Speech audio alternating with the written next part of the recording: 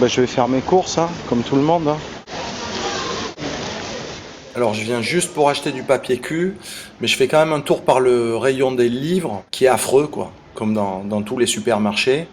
En fait, il n'y a que des merdes, mais cela dit, c'est assez pratique parce qu'au moins elles sont toutes rassemblées au même endroit. Il y a aussi des livres jeunesse.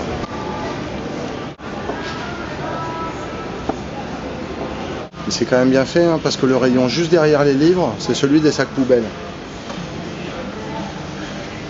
Fallait y penser.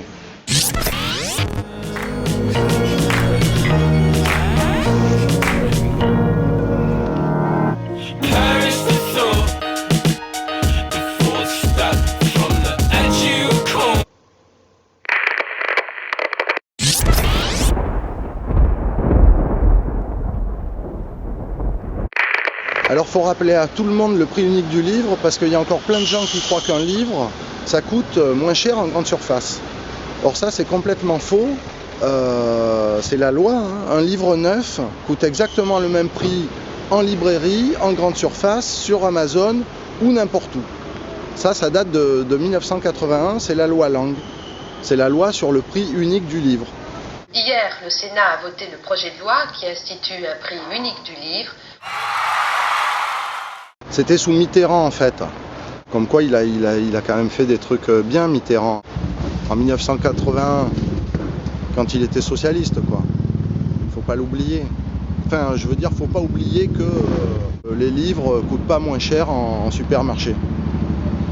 Alors qu'un tas de gens croient le contraire, et on va d'ailleurs le vérifier.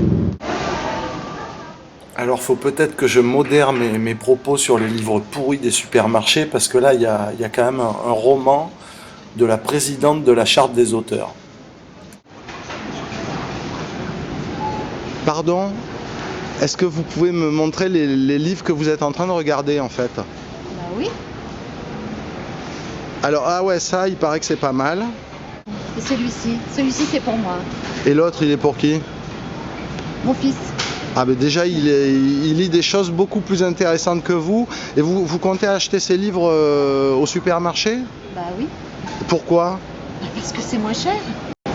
N'importe quoi. Notre désir est de développer le livre. Il est important qu'il se trouve face à un réseau aussi diversifié que possible, un vaste réseau de librairies irriguant le territoire.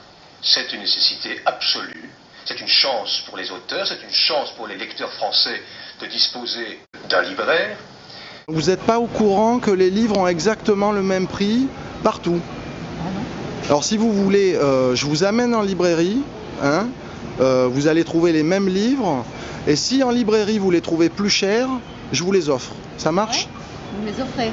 Mais bon, en même temps, ils ne seront pas plus chers en librairie, hein, donc... Bah, ça marche, monsieur.